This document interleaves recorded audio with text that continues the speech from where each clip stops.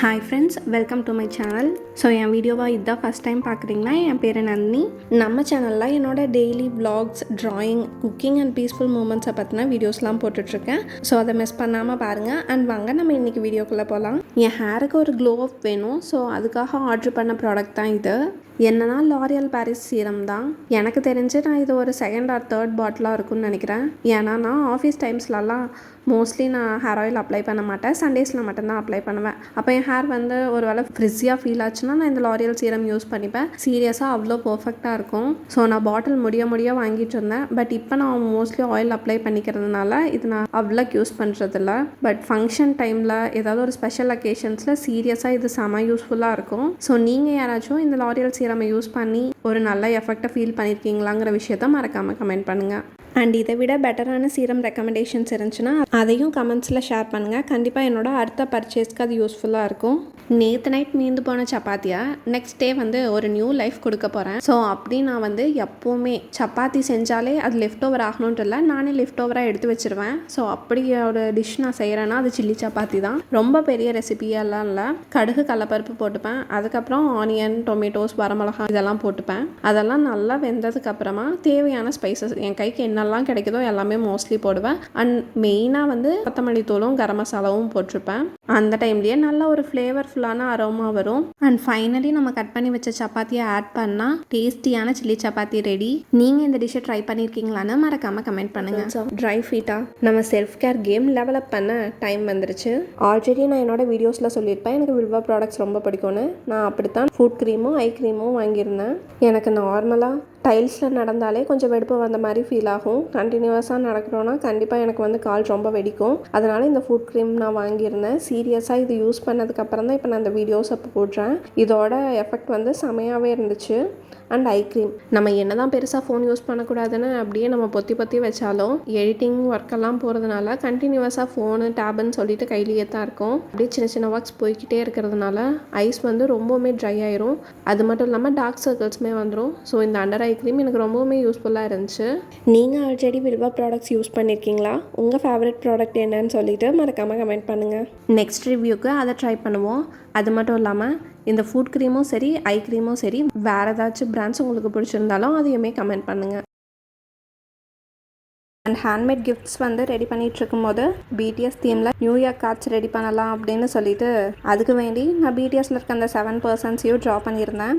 Already எல்லாத்தையும் draw பண்ணி வச்சிட்டேன். கலரிங் மட்டும் தனியாக பண்ணிக்கலாம் அப்படின்னு சொல்லிட்டு வச்சுருந்தேன். ஸோ அதில் வந்து நான் ஜங்குக்கு தான் பெயிண்டிங் பண்ணிகிட்டு இருந்தேன்.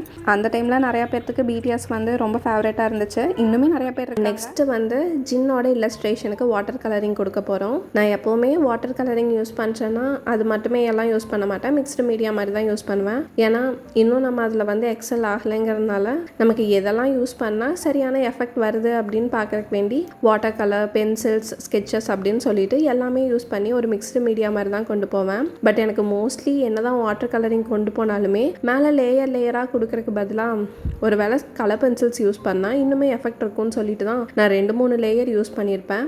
அண்ட் நான் எப்போவுமே ஒரு விஷயம் ட்ரா பண்ணேன்னா அதோட அவுட்புட் வந்து ரொம்ப எக்ஸலண்ட்டாக எதிர்பார்ப்பேன். ஸோ அப்படி தான் நான் இந்த ட்ராயிங்லேயுமே லைட் கலர்ஸை யூஸ் பண்ணி மேலே டார்க் கலர்ஸை யூஸ் பண்ணியிருப்பேன்.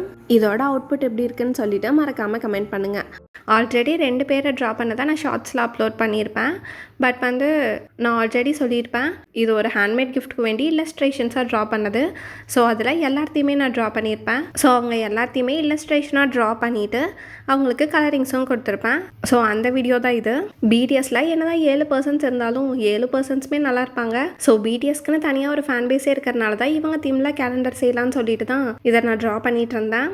என்னதான் இது வந்து ஒரு ஃபியூ மினிட்ஸில் முடிகிற டைம் லேப்ஸ் வீடியோவாக இருந்தாலுமே நம்ம ஆக்சுவலாக செய்யும் போது இது ரொம்பவுமே டைம் எடுத்துக்கிச்சு. நான் இதுக்கு பெருசாக அக்ரைலிக் அப்படியெல்லாம் எதுவும் யூஸ் பண்ணல. ஃபுல்லாகவே sketches, colour pencils and water colour தான் யூஸ் பண்ணியிருப்பேன். அண்ட் எனக்கு இந்த ட்ராயிங்ஸில் ரொம்பவுமே பிடிச்ச விஷயம் என்னென்னா நம்ம மோஸ்ட்லி தமிழ் போர்ட்ரேட்ஸ் ட்ரா பண்ணும்போது அவங்க ஹேர் டெக்ஸ்சர் கொடுக்க எனக்கு ரொம்ப பிடிக்கும். பட் வந்து நம்ம தமிழ் போர்ட்ரேட்ஸில் வந்து ஹேர் டெக்ஸ்சர் கொடுக்கும்போது ஃபுல்லாகவே பிளாக் ஆர் ப்ரௌனிஷில் கொடுப்போம். மற்ற எந்த கலர்ஸும் யூஸ் பண்ண மாட்டோம். பட் இந்த பிடிஎஸ் வந்து வேறு கண்ட்ரி பர்சன்ஸுங்கிறனால அவங்களுக்கு ஃபுல்லாக கலரிங் வேறு பண்ணி வச்சுருக்காங்க. ஸோ நம்ம ஹேருக்கு வந்து ப்ளூ, ரெட் அப்படின்னு சொல்லிட்டு டிஃப்ரெண்ட் கலர்ஸ் கொடுக்குற மாதிரி இருந்துச்சு.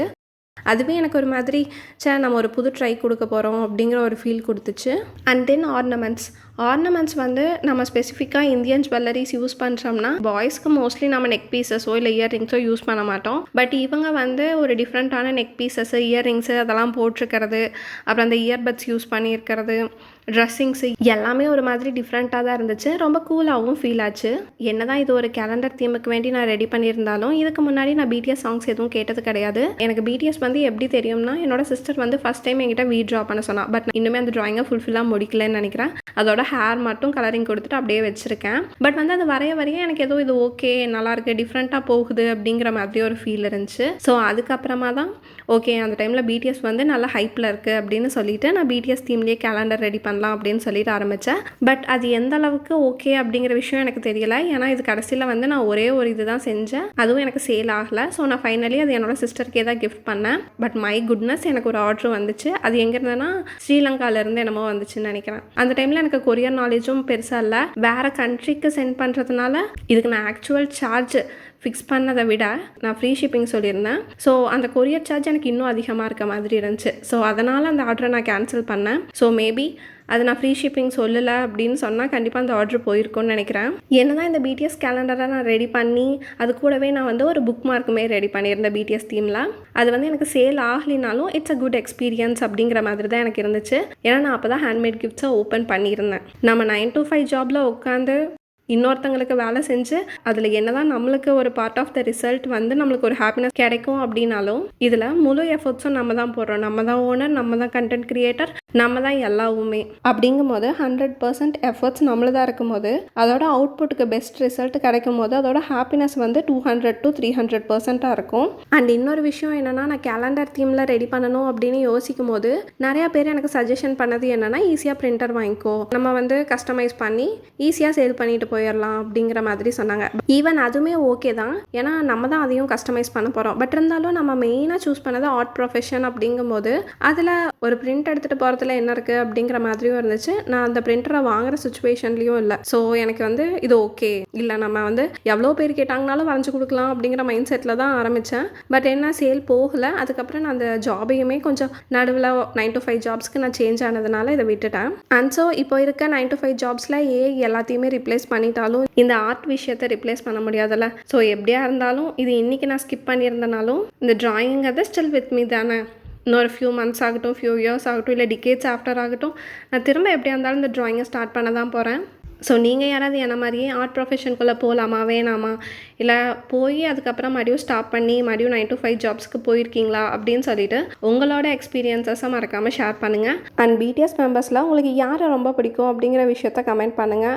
அண்ட் பிடிஎஸ் முதல்ல பிடிக்குமா அப்படிங்கிற விஷயத்த தெரியப்படுத்துறதுக்கு வேண்டி பர்பிள் ஹார்ட்டையும் கமெண்ட் பண்ணி விடுங்க. எடுக்காமல் இருந்திருந்தா இன்னுமே அழகாக இருந்திருக்கும். என்னென்னா, நம்ம நந்து ஹென்னா ஸ்டுடியோ இப்போ ஸ்டார்ட் பண்ணியிருக்கோம். ஸோ அதோட கண்டென்ட்டுக்கு வேண்டி தான் வீடியோ எடுத்துகிட்டு இருந்தேன். பட் என்ன, நம்ம பேப்பரில் ப்ராக்டிஸ் பண்ணுறதை விட ஹேண்ட்ஸில் ப்ராக்டிஸ் பண்ணால் தான் இன்னுமே அதோட அவுட்புட் நல்லாயிருக்கும். ஸோ நார்மலாக நான் என்னோட கைக்கு போட்டிருந்தா கூட நல்லா போட்டிருந்துருப்பேன். பட் ஆங்கிள்லாம் செட் பண்ணி ஒரு இடத்துல கேமராவை ப்ளேஸ் பண்ணிவிட்டு நம்ம கைக்கு நம்மளே ஃபோக்கஸ் பண்ணுறது எல்லாமே கொஞ்சம் டிஃபிகல்ட்டாக தான் இருந்துச்சு. பட் இது ஃபஸ்ட் டைமுங்கிறனால ஓகே. பட் கண்டிப்பாக நம்ம போக போக எல்லா விஷயத்தையும் கற்றுக்கலாம். பிகாஸ் ப்ராக்டிஸ் பண்ணத்தானே இன்னும் better videos and better designs வரும். இந்த டிசைன் வந்து இதுதான் நான் ஃபஸ்ட் டைம் ட்ரை பண்ணுறேன். இந்த மாதிரி டிசைன் இதுக்கு முன்னாடி ட்ரை பண்ணதில்லை. ஸோ வீடியோவில் இது எப்படி தெரிஞ்சாலும் ஃபைனல் அவுட்புட் எனக்கு ரொம்பவுமே பிடிச்சிருந்துச்சு. நானும் ஒரு 2 to 3 டேஸாக சரி யாராச்சும் ஒருத்தவங்க கை கிடைக்கும், நம்ம வீடியோஸ் எடுத்துடலாம், மெஹந்தி போட்டு விட்டுறலாம் அப்படின்னு சொல்லி பார்த்தோம்னா யார் கையும் கிடைக்கிற மாதிரி தெரில. சரி இதுக்கு மேலே லேட் பண்ணக்கூடாதுன்னு சொல்லிட்டு தான் நான் என்னோட கைக்கே போட்டிருந்தேன். அதுவும் நான் ஆல்ரெடி மருதாணி வச்சுருந்தேன். ஸ்டில் அதுலேயும் ஒரு டிசைன் கொடுக்கலாம் அப்படின்னு சொல்லிட்டு தான் நான் மெஹந்தி ட்ரை பண்ணியிருந்தேன். இதுவே நான் வந்து ஃபஸ்ட்டு டேபிளில் வச்சு போட்டால் தான் நல்லாயிருக்கும் அப்படின்னு நினச்சிட்டு ரொம்ப ட்ரை பண்ணிட்டு இருந்தேன். பட் ஃபைனலி எனக்கு வந்து என் பெட்டில் ஒரு தலகாணி வச்சு போடும்போதே கொஞ்சம் கரெக்டாக ஆங்கிள் செட் ஆன மாதிரி இருந்துச்சு. ஸோ நான் அதையவே இப்போ ப்ரிஃபர் பண்ண ஆரம்பிச்சிட்டேன். ஸோ இப்போ யூடியூப்பை தாண்டி மெஹந்தியில் என்னென்ன சேலஞ்சஸ் இருக்குதுன்னு சொல்லிட்டு இப்போ தான் நான் அதில் ஃபோக்கஸ் பண்ண ஆரம்பிச்சிருக்கேன். ஸோ சூன் இந்த சேலஞ்சஸ் எல்லாம் முடிஞ்சு பர்ஃபெக்ஷன் வந்துடும் நம்புகிறேன். ஸோ நீங்களும் மறக்காமல் என்னோட மெஹந்தி எப்படி இருக்குன்னு சொல்லுங்கள். அண்ட் என்னோட வீடியோஸை பார்க்குற நீங்கள் ஒரு மெஹந்தி ஆர்டிஸ்ட்டாக இருந்தால் உங்களோட எக்ஸ்பீரியன்ஸஸ் அண்ட் ஸ்ட்ரகிள்ஸையும் மறக்காமல் ஷேர் பண்ணுங்கள். ஆஸ் அ பிகினர் ஆர்டிஸ்ட்டாக எனக்கு அது ரொம்ப யூஸ்ஃபுல்லாக இருக்கும். அண்ட் இன்ஸ்டாகிராம்லேயும் நந்து ஹென்னா ஸ்டுடியோவை மறக்காமல் ஃபாலோ பண்ணி சப்போர்ட் பண்ணுங்கள். தேங்க்யூ. இந்த வீடியோ உங்களுக்கு பிடிச்சிருந்தா சப்ஸ்கிரைப் பண்ணுங்கள், லைக் பண்ணுங்கள், கமெண்ட் பண்ணுங்கள், உங்கள் ஃப்ரெண்ட்ஸுக்கும் ஷேர் பண்ணுங்கள். தேங்க்யூ.